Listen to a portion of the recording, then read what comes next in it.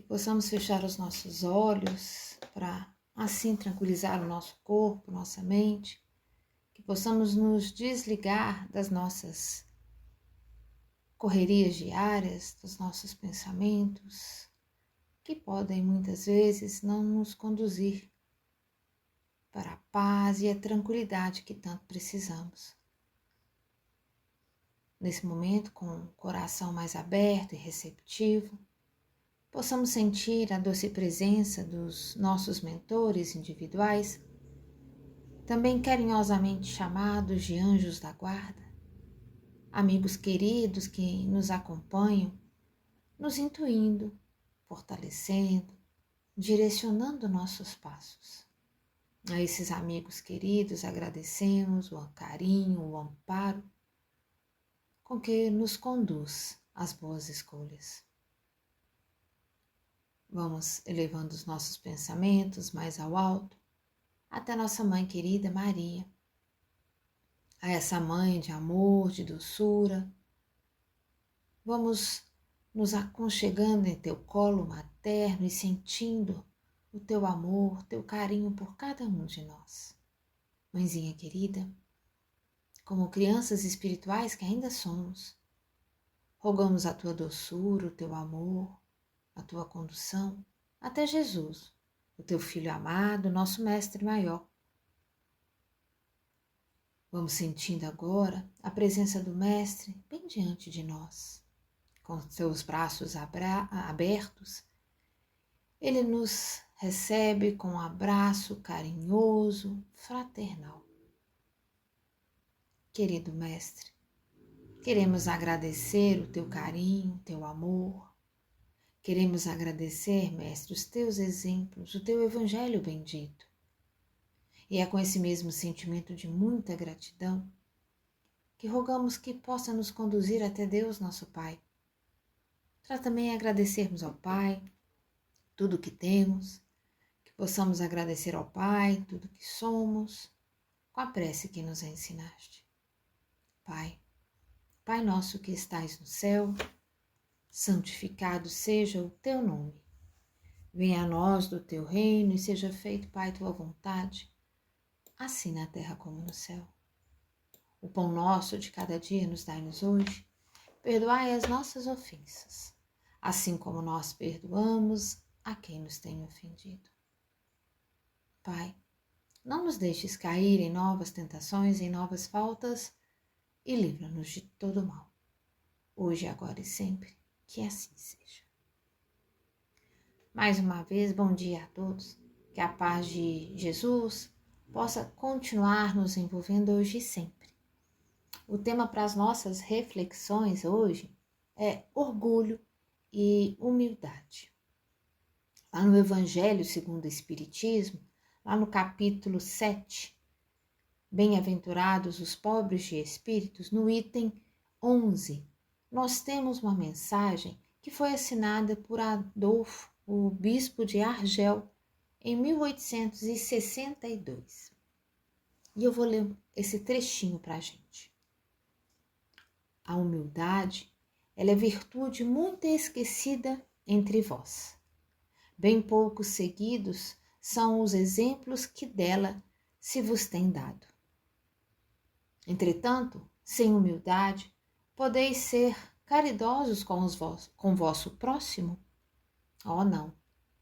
Pois que este sentimento nivela os homens, dizendo-lhe que todos são irmãos, que se devem auxiliar mutuamente e os induz ao bem.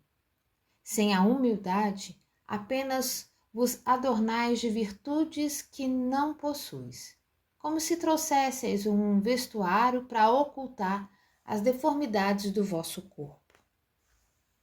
Lembrai-vos daquele que nos salvou, lembrai-vos da sua humildade que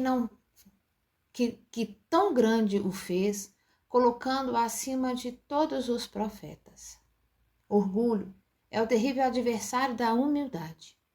Se o Cristo prometia o reino dos céus aos mais pobres, é porque os grandes da terra imaginam que os títulos e as riquezas são recompensas deferidas aos seus méritos e se consideram de essência mais pura do que a do pobre. Julgam que os títulos e as riquezas lhes são devidos, pelo que, quando Deus lhes retira, o acusa de injustiça. Ó, irrisão e cegueira! Pois então Deus vos distingue pelos corpos? O envoltório do pobre não é o mesmo que o do rico? Terá o Criador feito duas espécies de homens?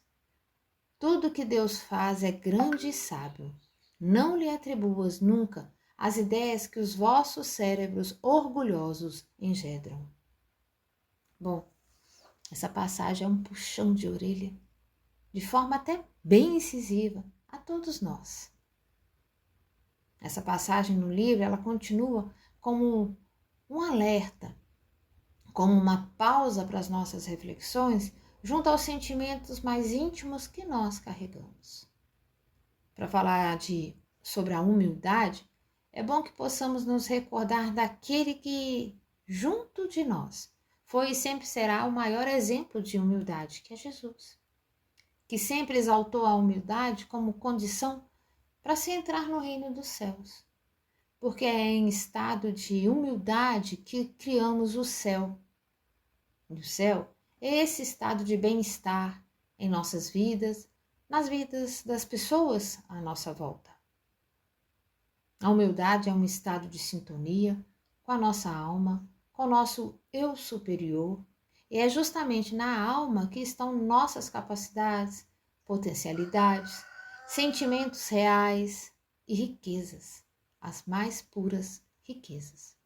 O humilde, ele reconhece quem realmente é e assume-se como por completo.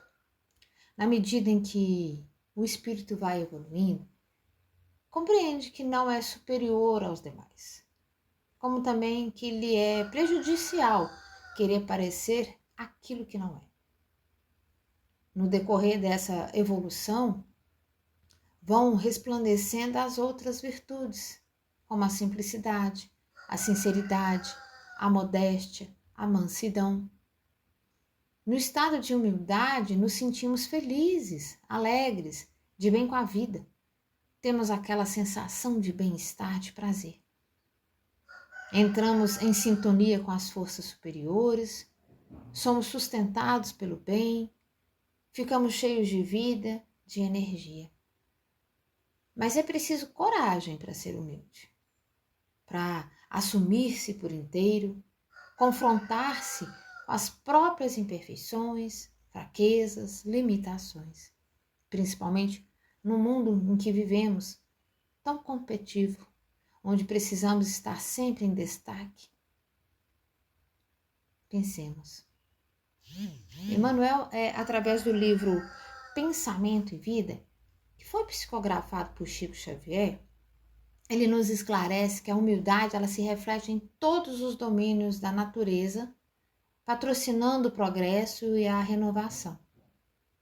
Ele afirma que tal virtude é o reconhecimento de nossa pequenez diante do universo e que a falta dela faz surgir na alma humana sentimentos doentios, tais como o orgulho, a cobiça, o egoísmo, a vaidade, que por sua vez geram discórdia e delinquência. Sem humildade, a criatura ela sente-se proprietária exclusiva dos bens que a cercam, sem se atentar na condição transitória do espírito na carreira evolutiva. Nessa condição, a alma acolhe facilmente o desespero, o ciúme, o despeito, a intemperança, que vão gerando a tensão psíquica, causando a depressão nervosa, o desequilíbrio emotivo, ulcerações, disfunção celular, chegando até mesmo à loucura e dolorosos conflitos passionais. A criatura que carrega em si a virtude da humildade, ela aceita sem constrangimento a obrigação de trabalhar, de servir em benefício de todos. A humildade, ela não é uma servidão, mas sim uma independência que nasce no íntimo do espírito, oferecendo apoio à permanente renovação para o bem, olvidando o mal, para recomeçar alegre e diariamente a tarefa de amor.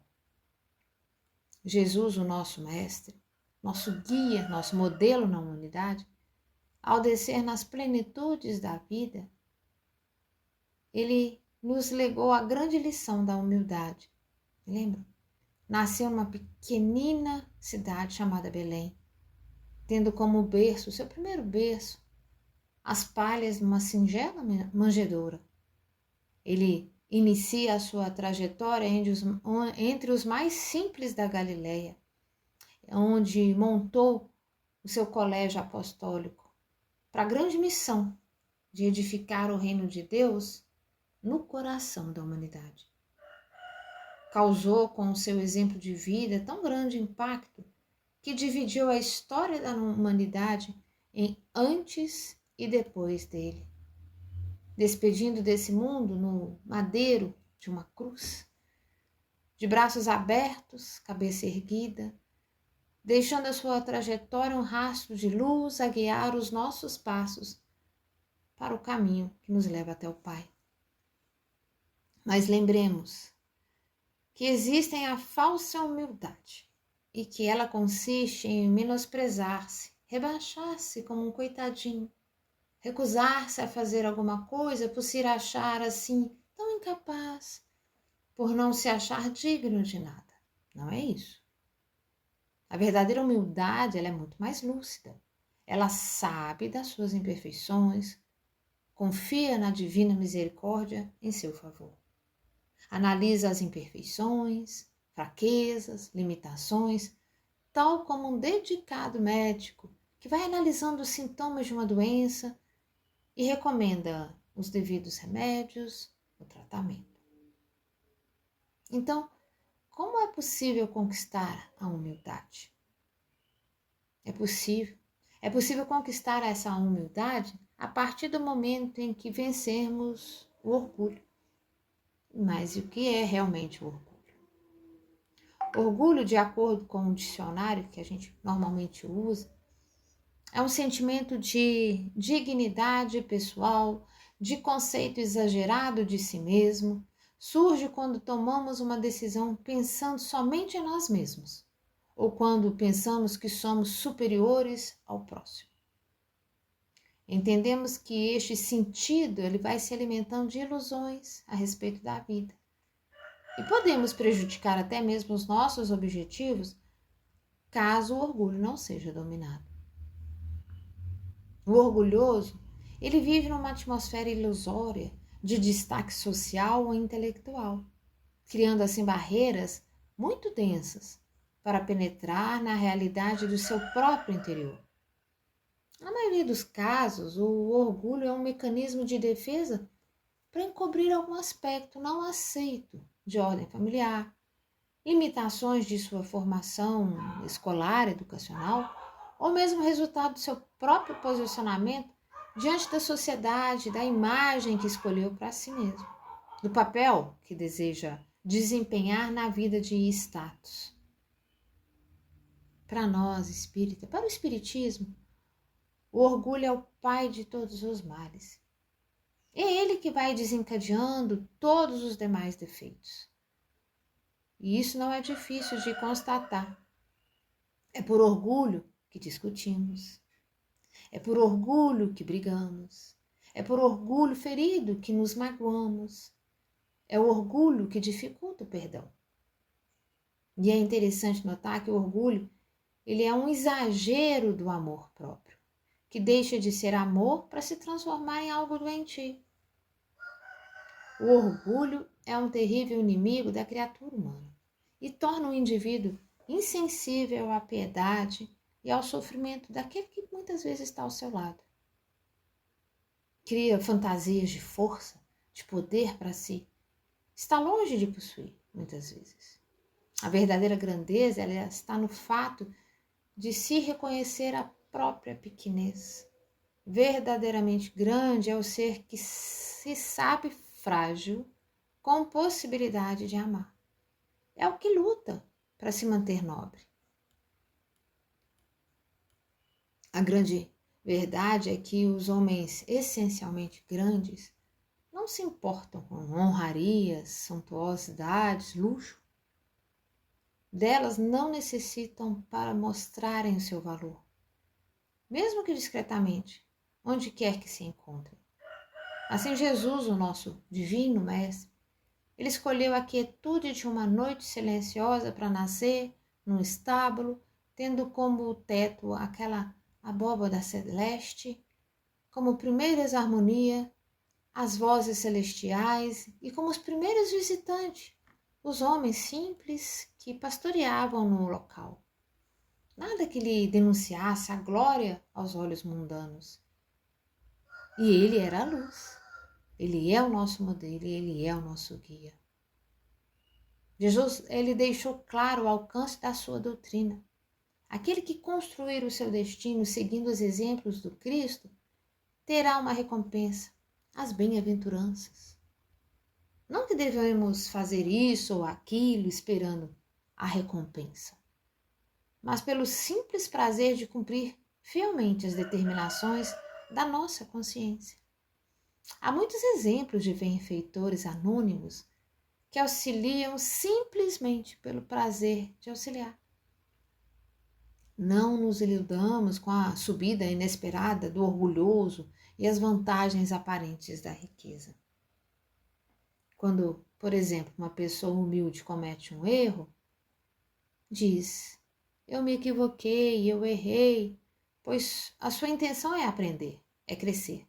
Mas quando uma pessoa orgulhosa comete um erro, observem, ela sempre diz: não foi minha culpa, porque se acha acima de qualquer suspeita. A pessoa humilde, quando trabalha mais e mais, a pessoa humilde, ela trabalha mais que a orgulhosa e por essa razão tem mais tempo. Uma pessoa orgulhosa está sempre muito ocupada para fazer o que é necessário. A pessoa humilde não. Ela enfrenta qualquer dificuldade e sempre vence os problemas. A pessoa orgulhosa, ela dá desculpas, mas não dá conta de suas obrigações e pendências. Uma pessoa humilde não. Ela se compromete e faz. Uma pessoa orgulhosa se acha perfeita. A pessoa humilde diz: eu sou bom, porém não tão bom como eu gostaria de ser. A pessoa humilde, ela respeita aqueles que lhe são superiores e trata de aprender algo com todos os dias. A orgulhosa não, ela resiste àqueles que lhe são superiores e trata de pôr-lhe defeitos. O humilde sempre faz algo mais, além de sua obrigação. O orgulhoso não colabora e sempre diz: eu faço o meu trabalho. Uma pessoa humilde, ela diz: deve haver uma maneira melhor para fazer isso e eu vou descobrir. A pessoa orgulhosa afirma: sempre fiz assim, não vou mudar meu jeito. A pessoa humilde, ela compartilha suas experiências com os colegas, com os amigos. O orgulhoso não. Ele guarda para si mesmo, porque teme a concorrência. A pessoa orgulhosa não aceita críticas. A humilde está sempre disposta a ouvir todas as opiniões e a reter sempre as melhores. Quem é humilde cresce sempre. Quem é orgulhoso fica estagnado, iludido na falsa posição de superioridade. O orgulhoso se diz séptico por achar que não pode haver nada no universo que ele desconheça. O humilde não. Ele reverencia o Criador todos os dias, porque sabe que há muitas verdades que ainda não conhece. Uma pessoa humilde defende as ideias que julga nobres, sem se importar quem mais venha. A pessoa orgulhosa, ela defende sempre as suas ideias. Não porque acredita nelas, mas porque são suas. Enfim, como se pode perceber, o orgulho é o grilhão que impede a evolução das criaturas. E a humildade é a chave que abre todas as portas da perfeição.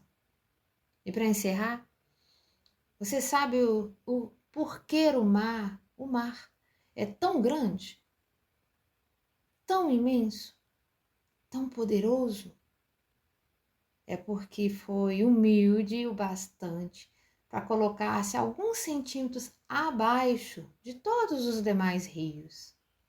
Sabendo receber, tornou-se grande. E se quisesse ser o primeiro, se quisesse ficar acima de todos os rios, ele não seria mar, ele seria uma ilha e certamente estaria isolado. Pensemos nisso. E que Jesus possa nos fortalecer em nossa caminhada hoje, agora e sempre.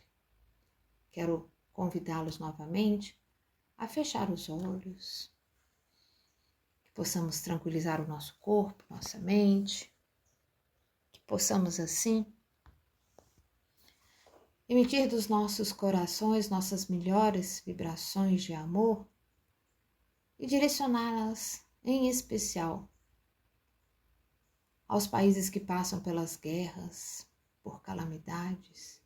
Vibremos amor e luz por todas as famílias que vivem nesses locais.